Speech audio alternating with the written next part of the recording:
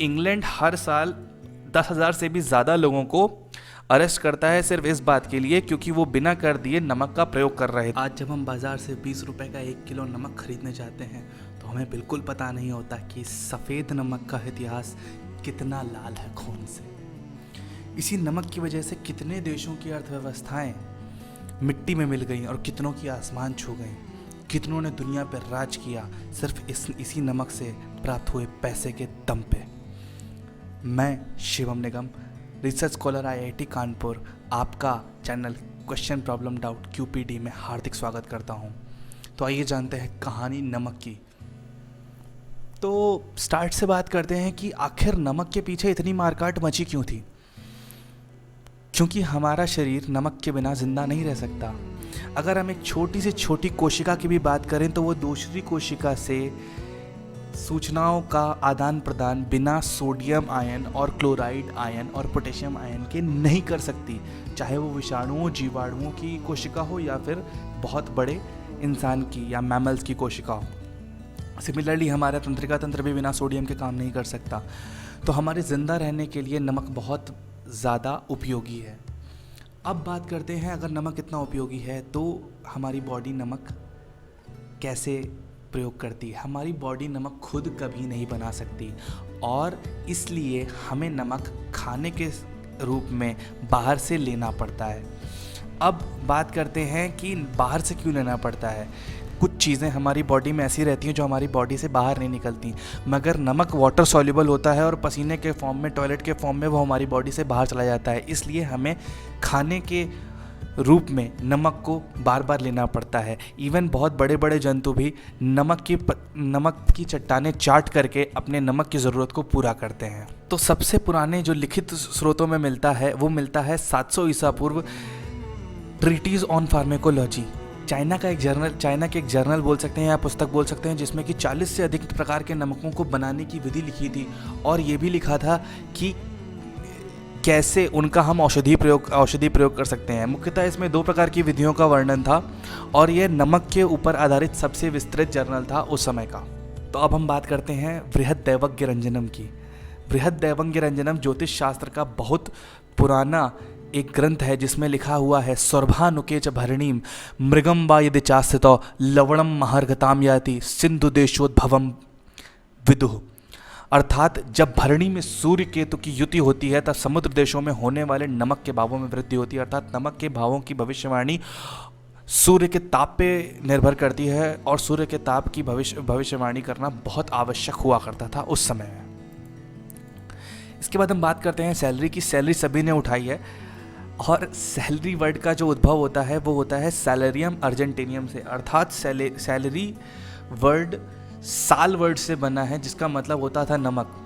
तो इसका इतिहास कुछ ऐसे जाता है कि जो ग्रीक लोग थे या फिर पुराने लोग थे वो अपने सैनिकों को नमक खरीदने की अनुमति दिया करते थे सैलरी के फॉर्म में, और यहीं से हमारे सैलरी का उद्भव हुआ।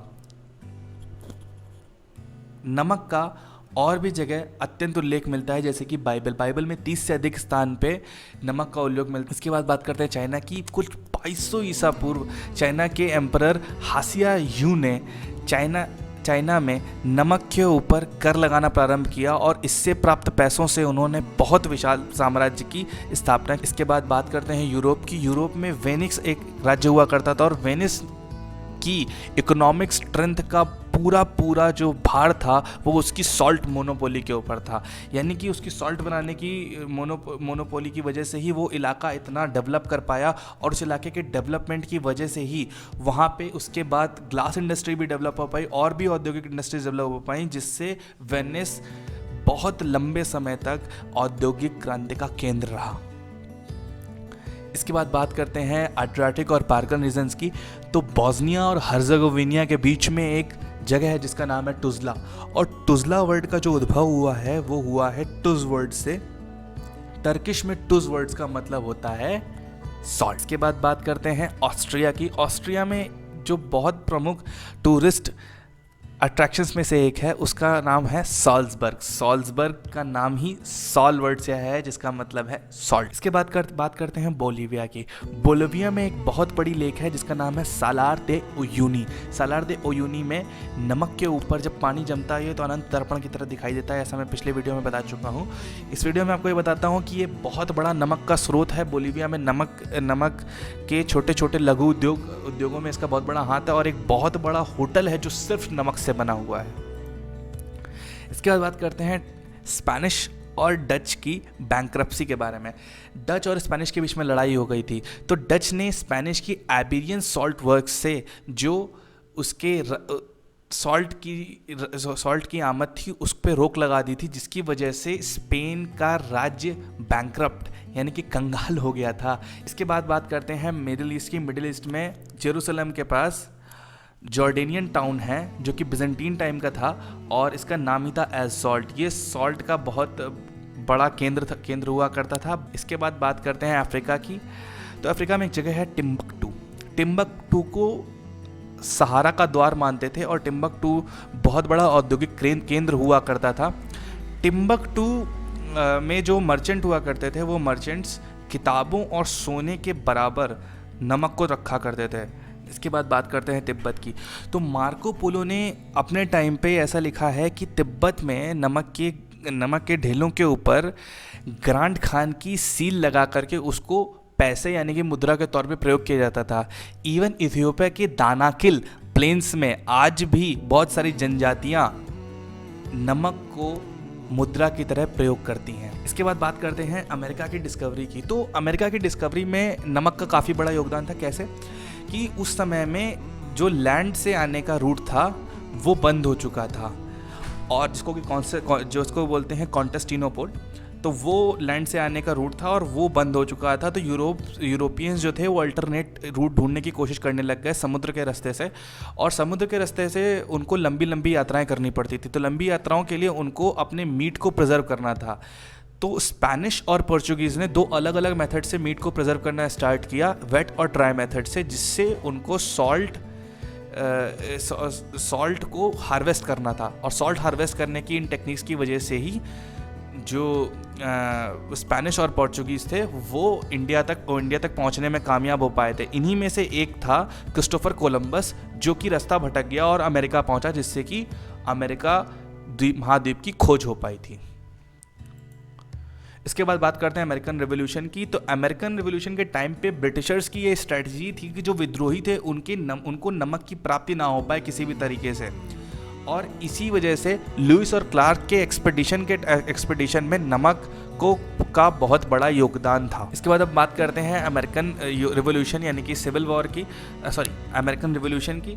1777 में जॉर्ज वॉशिंगटन की नमक की बहुत बड़ी सप्लाई को ब्रिटिश लॉर्ड हाउवे ने रोका था, और उनको जुबलिएंट की उपाधि प्राप्त हुई थी। इसके बाद अमेरिकन सिविल वॉर की बात करते हैं। 1864 में यूनियन फोर्सेस ने सॉल्सविल वर्जीनिया को जीतने के लिए 36 घंटे की लगातार बैटल लड़ी थी, जिससे वहाँ के सॉल्ट के मेजर प्रोडक्शन पे उनका कब्जा हो गया था, और यूनियन फोर्सेस को एक बहुत बड़ी बढ़त मिली थी। इसके बाद बात करते हैं इंडिया की। 1785 में द अर्ल ऑफ डनडोनाल्ड ने यह बोला था कि इंग्लैंड हर साल 10,000 से भी ज़्यादा लोगों को अरेस्ट करता है, सिर्फ इस बात के लिए क्योंकि वो बिना कर दिए नमक का प्रयोग कर रहे थे।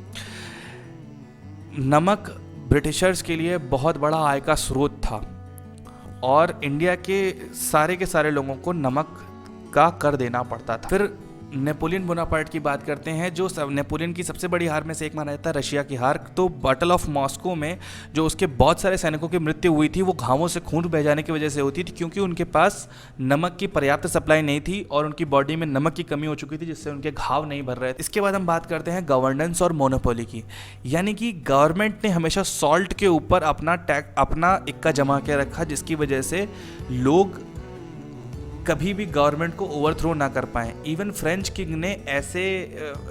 मोनार्की ने ऐसे लोगों को सॉल्ट के प्रोडक्शन के ऊपर बैठाया हुआ था, जिससे उस पर नमक के पूरे कारोबार पे उसका कब्जा रहे। और फ्रेंच रिवॉल्यूशन में ये एक बहुत बड़ा मुद्दा था कि आखिर फ्रेंच को नमक के इस माया जाल से मुक्त करना है। इसके बाद इंडिया की बात कर लेते हैं। इंडिया में भी इसी टाइप से ब्रिटिशर्स जो थे वो भारतीयों को लूटा करते थे। तो 1930 में महात्मा गांधी जी ने 200 माइल से ऊपर की दांडी यात्रा करके नमक कानून तोड़ा और इसके बाद भारत के गरीब लोगों को नमक की प्राप्ति हुई थी। इसके बाद बात करते हैं धर्म में नमक का क्या स्थान है। तो ग्रीक वर्शिपर्स नमक का अलग बहुत सारे डिफरेंट रिचुअल्स में यूज़ किया करते थे। जूइश टेम्पल में भी साबत के ऊपर नमक का प्रयोग किया जाता है, जो आज भी जूइश लोग जो हैं वो नमक के ब्राइन में ब्रेड डुबो के खाते हैं उस चीज़ को याद करने के लिए। फिर बुद्धिस्ट ट्रेडिशन की बात करते हैं तो बुद्धिस्ट ट्रेडिशन में ये मानते हैं कि नमक जो है वो बुरी आत्माओं को दूर भगाता है, और जब कोई अंतिम संस्कार करके वापस आ रहा होता है तो वो अपने कंधे पे नमक रखता है ताकि बुरी आत्माएं घर में प्रवेश ना कर पाएं।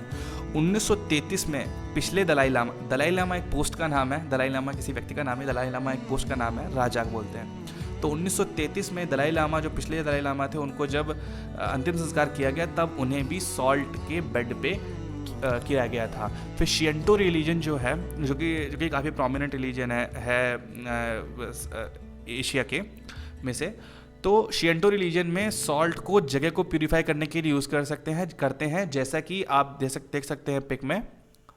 शिएंटो रिलीजन का एक फाइटर अपने रिंग को नमक से प्योरीफाई कर रहा है। इसके बाद हम बात करते हैं भारत की। भारत में सेंधा नमक को बहुत ही पवित्र माना जाता है और घर में सेंधा नमक मटकियों में भर के पहले रखा जाता था, जिससे कि नमक की लोगों में सप्लाई बनी रहे, और जब कोई बीमारी होती थी तो नमक चाटने का एक प्रावधान हुआ। तो आज नमक हमारे पास भरपूर मात्रा में मौजूद है। लाइक करना ना भूलें, सब्सक्राइब करना ना भूलें, शेयर करना ना भूलें। धन्यवाद।